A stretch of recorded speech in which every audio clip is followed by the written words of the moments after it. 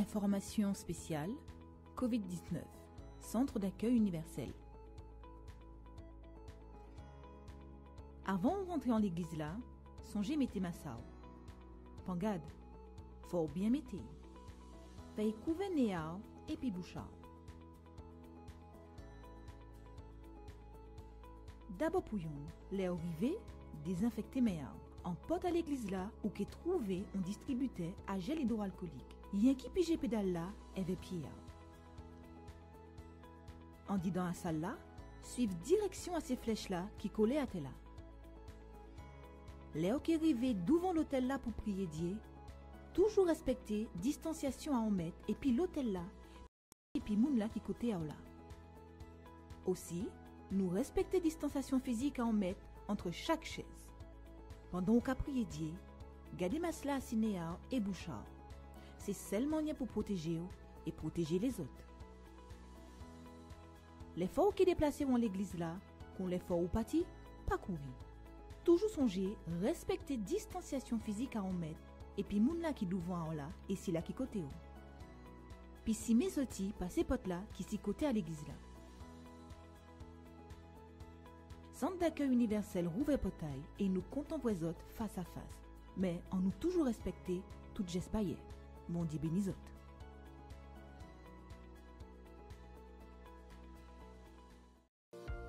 Connaissez-vous la radio positive d'Homme? Bonjour à tous, Dieu vous bénisse. Nous sommes ici connectés sur la radio positive d'Homme. J'aimerais vous dire, vous, chers auditeurs, qu'il est possible que votre situation change. Il est possible que vous puissiez résoudre ce problème. Que ton pouvoir, Seigneur, puisse la visiter à la maison, au travail, sur la route. Amen et grâce à Dieu. Une web radio 100% connectée à vos côtés tous les jours, 24 heures sur 24, pour vous apporter foi et motivation où que vous soyez. Soyez positifs et écoutez la radio positive d'Homme. Vous pouvez télécharger notre application qui est disponible sur l'App Store, mais aussi sur Google Play. Ou alors, connectez-vous sur notre site www.radiopositivedhomme.fr. Radio Positive d'Homme, la radio qui vous réanime.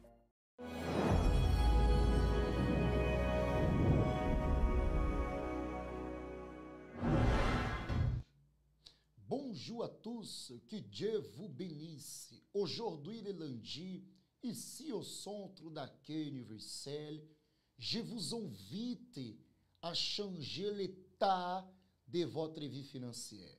Indépendamment si vous êtes quelqu'un d'été, indépendamment si vous n'avez pas de travail, indépendamment si votre entreprise n'a pas de contrat, si votre magasin n'a pas de clients. Peut-être vous êtes quelqu'un que votre vie financière est bloquée. Rien ne va, rien ne marche. Vous avez déjà utilisé beaucoup des années la force du bras, sauf que votre situation financière ne change pas. C'est pour cela que nous avons ici en Guadeloupe le congrès pour le succès. Pour toutes les personnes qui ont un désir d'avancer, pour toutes les personnes qui sont disposées à voir la grandeur de Dieu dans leur vie financière.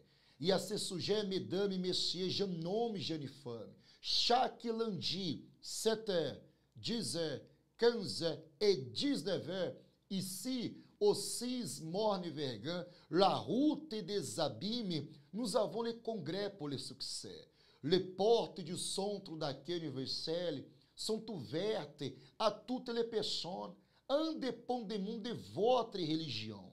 Nous allons vous montrer que, à travers de la foi sur la parole de Dieu, tout est possible. En ce moment, je vais vous laisser un témoignage pour que vous puissiez voir que, à travers de la foi, Dieu, il est en train de se manifester. Il est en train d'agir, il est en train de transformer l'état de la vie financière de beaucoup de personnes qui participent du congrès pour le succès. Si vous regardez cette émission par notre page Facebook ou peut-être par notre page YouTube, écrivez dans les commentaires le miracle que vous avez besoin dans votre vie financière. Ça fait déjà des années, ça fait longtemps que vous êtes en train de lutter pour cela, mais jusqu'au présent, rien n'est arrivé. M'écrivez dans notre page Facebook, dans les commentaires, écrivez dans notre page YouTube, qu'à la fin de cette émission, je vais réaliser une prière en votre faveur.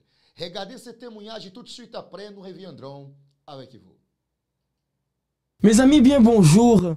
Nous sommes là encore avec un témoignage de plus. Un témoignage qui va montrer la grandeur de Dieu. Parce que nous savons, tout ce que Dieu y fait n'est pas petit, il est grand. C'est pour cela que je suis ici avec monsieur Johan.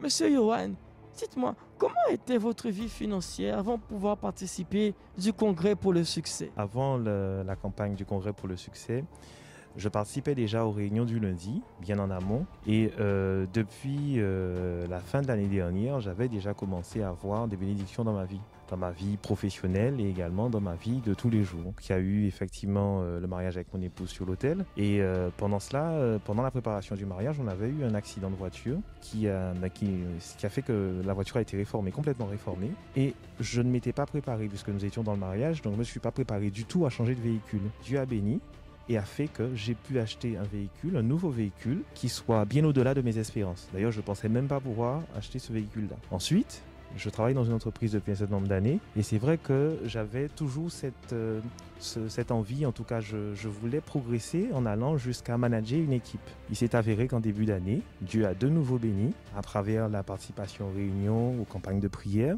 et m'a permis aujourd'hui de manager une équipe.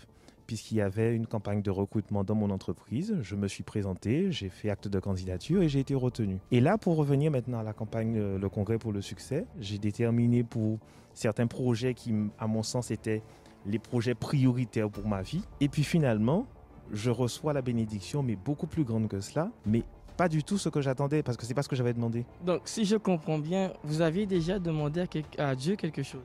Oui, je lui avais déjà demandé quelque chose. Et donc, je lui ai demandé, je lui demande encore, puisque je n'ai pas encore exactement la chose, mais je lui avais déjà demandé, mais je ne m'attendais pas du tout à ce qui allait m'arriver, en tout cas. C'est-à-dire que, mine de rien, pour arriver à ce que je veux, c'est bien qu'il m'ait donné ça en amont. C'est bien qu'il me l'ait donné en amont, c'est-à-dire que pour arriver au projet final, il me faut encore de meilleures conditions financières. Donc effectivement, dans mon entreprise, j'ai eu cette évolution, donc je manage une équipe aujourd'hui et je reçois un appel il y a 3 semaines de cela à peu près, de mon supérieur hiérarchique qui me dit « Écoute Johan, on a besoin de toi sur un autre site, il faut que tu diriges ce site-là. » Alors sur l'instant, je lui dis « Mais je ne comprends pas parce que je viens de démarrer une activité, je viens de démarrer sur un site, ça fait à peine 6 mois. » Et là, on me dit déjà qu'il faut changer de suite. Non, je ne suis pas d'accord, c'est pas du tout ce que je veux. Alors, je n'étais pas content sur le début. Et après, elle me dit, mais non, mais tu n'as pas compris, Johan. On est en train de te dire que tu vas diriger les 2 sites. Donc, je me retrouve à manager 2 équipes. Donc, c'est une reconnaissance au niveau professionnel, une bénédiction de Dieu, puisque forcément, manager les 2 sites, donc je reçois tout ce qui va avec. Donc, financièrement, les choses sont différentes. Et je me dis qu'en fin de compte, Dieu sait toute chose. Il me fait comprendre que pour arriver au projet final, il fallait déjà améliorer les conditions financières, ou du moins rétablir de vraies conditions financières pour avoir la bénédiction finale. Comment vous voyez votre vie financière? Aujourd'hui, ma vie financière, je dirais que c'est une vie qui est bénie par la gloire de Dieu. Ma vie financière aujourd'hui, elle reflète complètement la gloire de Dieu, ce qu'il a fait dans ma vie. Je ne peux pas imaginer ma vie financière sans mettre Dieu devant. On parlait de l'arche qui est devant nous, c'est exactement cela. Est-ce que la vision que Dieu vous a transmise à travers de cette réunion, vous l'aviez avant? Pas vraiment, parce qu'on peut penser que comme on est déjà on a certaines conditions, entre guillemets, on peut accepter simplement ce qu'on a tous les jours. Alors que, en fin de compte, Dieu nous permet d'avoir beaucoup plus. C'est le Dieu de l'impossible. Et aujourd'hui, c'est ça. C'est-à-dire que l'impossible devient possible. Jamais je n'aurais pensé avoir une première promotion professionnelle et en 6 mois en avoir une deuxième et 2 fois plus importante que celle que j'avais. Jamais. D'ailleurs, ça ne s'était jamais vu dans mon entreprise auparavant. Donc, c'est le Dieu de l'impossible, tout simplement. L'impossible est devenu possible. C'est pour cela, mes amis, voyez le témoignage de M. Johan. C'est un exemple aujourd'hui pour que vous puissiez voir. Si je mets Dieu devant, mes amis, Il est impossible que je ne vois pas les merveilles de Dieu. Il est impossible que je ne vois pas la gloire de Dieu. C'est pour cela, tous les lundis, nous sommes là.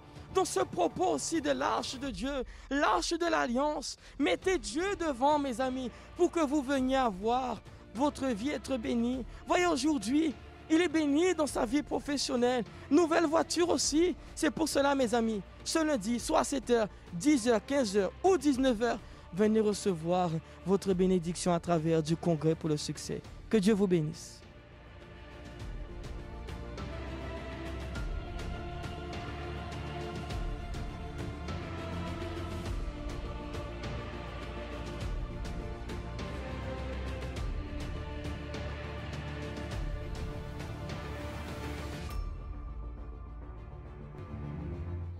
Vous voyez, mesdames et messieurs, jeune homme, jeune femme, c'est possible.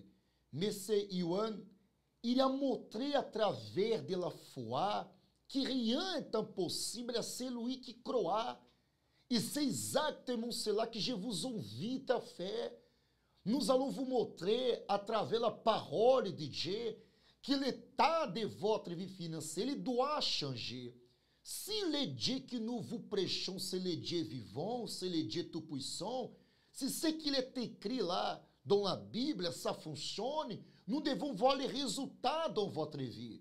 Ce n'est pas intelligent de votre part, parfois vous dites que vous croyez en Dieu, mais lorsque vous regardez l'état de votre vie financière, il y a aqui de la souffrance, excusez-moi, mais il y a aqui d'une vie financière par terre, une vie financière de pauvreté, de misère.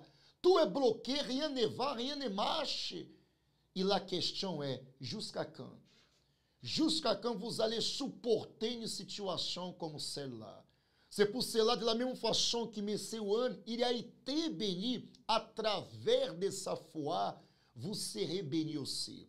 Toutes les personnes qui acompanham cette émission par la télé, se vous connaissez des personnes qui souffrent, se vous connaissez des personnes qui se trouvent maintenant dépressives, angoissées, abattues à cause de son état financier, appelez cette personne, porque ela puisse acompanhar cette émission, car je crois que à travers de la foi, notre Dieu, il va se manifester. Toutes les personnes qui acompanham l'émission de notre page Facebook, de notre page YouTube, écrivez en ce moment ce que vous dites, pasteur.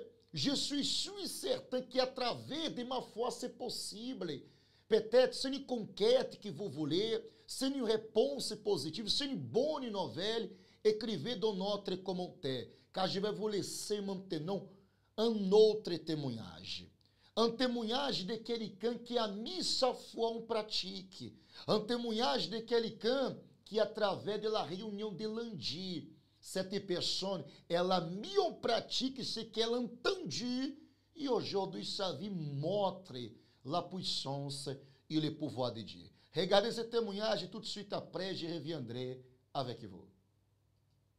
Le témoignage est la preuve que la foi a été manifestée sur les Saintes Écritures. Bonjour. Bonjour, pasteur. Comment vous appelez-vous? Oscar. Alors, monsieur Oscar, comment était votre vie avant d'être venu au centre d'accueil? Alors, avant que je n'arrive au centre d'accueil, pasteur, ma vie était une vie d'apparence. Je vivais en fait avec une situation de précarité parce que j'étais sans papier en France depuis 6 ans que je suis arrivé. Et je vivais avec en fait une situation où je travaillais avec des papiers des gens.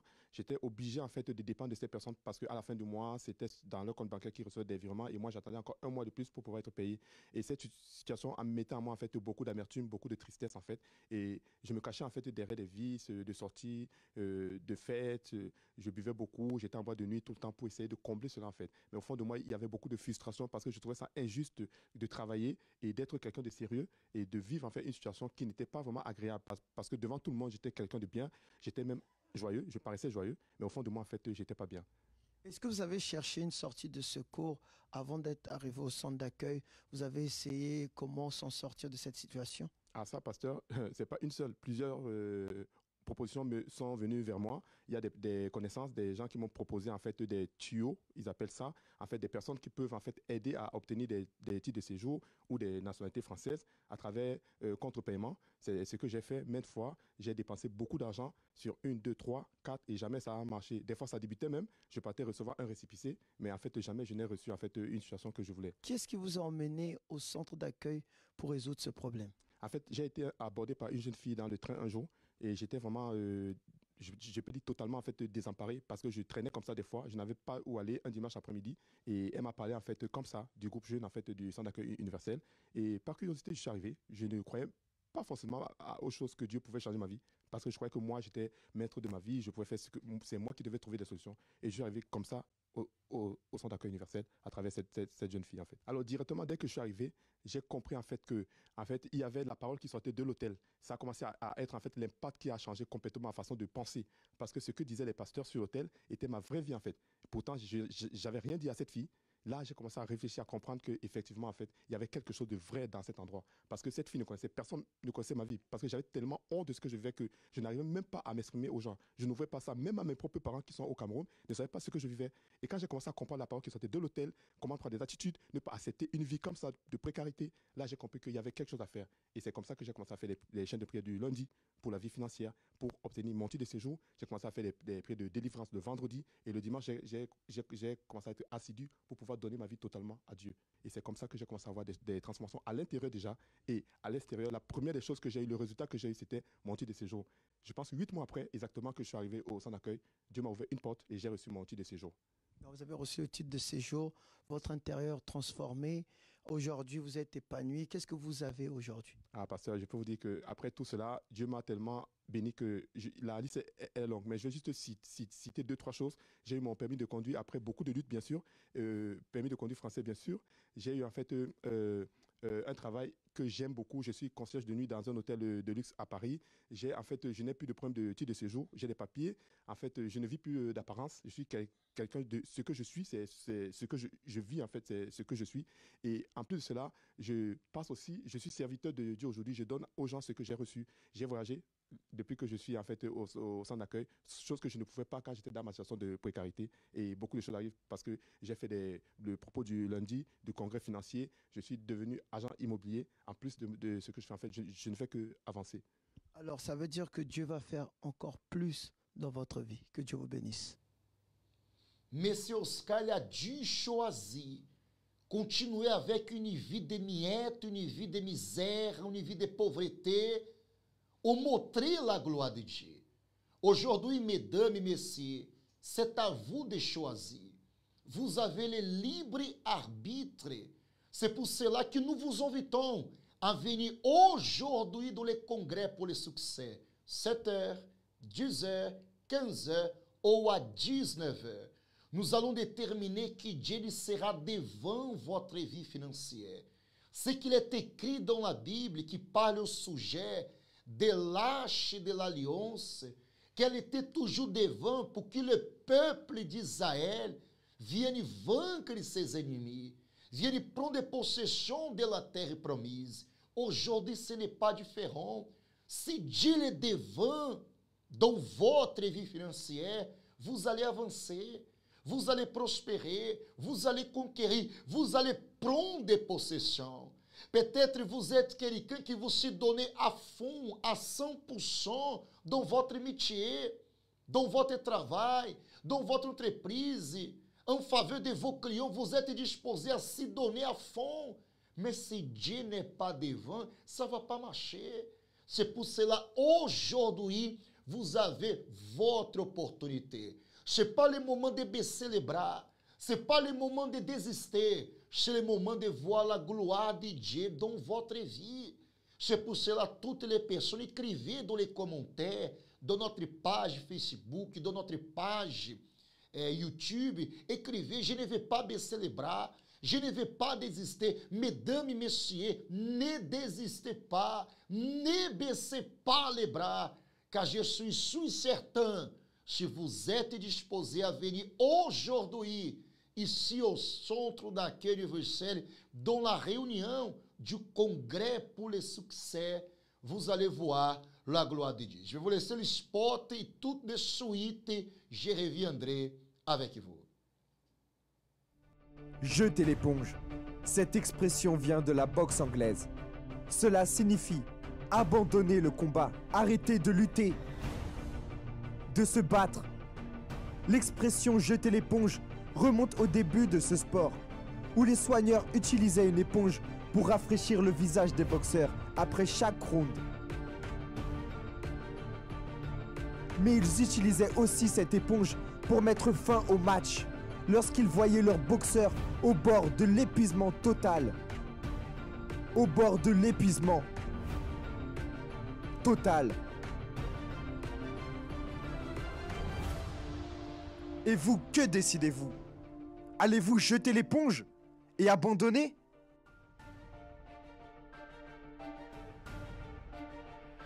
Ou continuer le combat?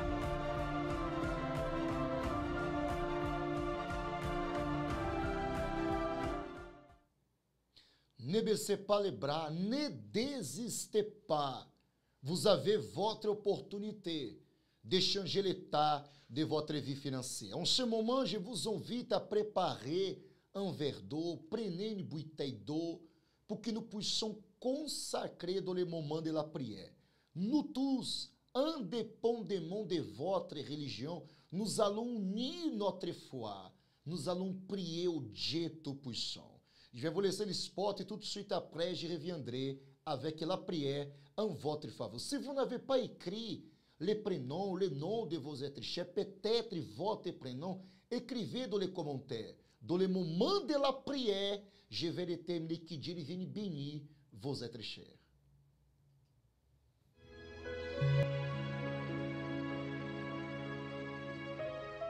La prière est le lien qui nous unit à Dieu.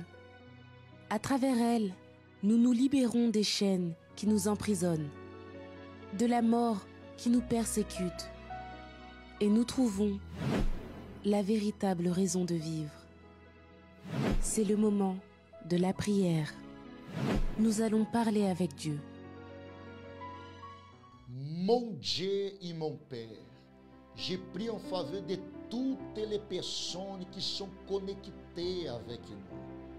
Des personnes, mon Senhor, qui souffrent, des personnes qui se trouvent dépressives, angoissées, des personnes qui ils ont déjà frappé tant de portes, mais jusqu'au présent, rien n'a changé. Je te demande, mon Dieu, viens nous donner la force, la condition pour qu'il puisse venir aujourd'hui ici, au centre d'accueil universel. Je bénis, je consacre la bouteille d'eau, le verre d'eau, que através de cette eau, tu viennes donner, mon Père, le courage, la disposition, pour que cette personne puisse changer l'état de sa vie financière. Je bénis également, mon Seigneur, toutes les personnes qu'ils ont laissé dans les commentaires leurs noms, leurs prénoms, qu'ils ont laissé dans les commentaires les miracles qu'ils ont besoin. Et je crois qu'à travers de la foi, ton esprit va se manifester. Au nom du Père, du Fils et du Saint-Esprit. Amen. Buvez un peu de cette eau consacrée.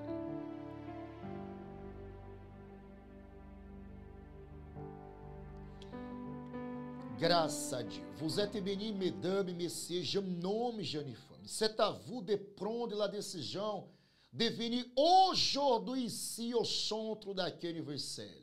Notre mission arrive à la fin maintenant, mais je crois que vous êtes bénis. Nous vous attendons dans le congrès pour le succès, pour commencer un nouveau départ dans votre vie financière. Un vêtement qui a disparu. Une poudre étrange qui est apparue devant la porte de la maison ou de l'entreprise. Une poupée remplie d'aiguilles avec un nom inscrit à l'intérieur. Une de vos photos, trouvée dans le cimetière. Ce sont des rituels réalisés pour détruire les personnes dans plusieurs domaines de leur vie. Beaucoup ont remarqué qu'après avoir trouvé quelque chose de mystérieux, ou après la disparition d'un objet personnel, des choses étranges ont commencé à arriver et leur vie a commencé à s'écrouler. Si vous vous identifiez à cette situation, venez vendredi afin de détruire tous les rituels dans la prière de la délivrance. À 7h, 10h, 15h et 19h, au centre d'accueil des Abîmes, 6 Verguin face à la Brède, ou dans tous nos CAU d'hommes.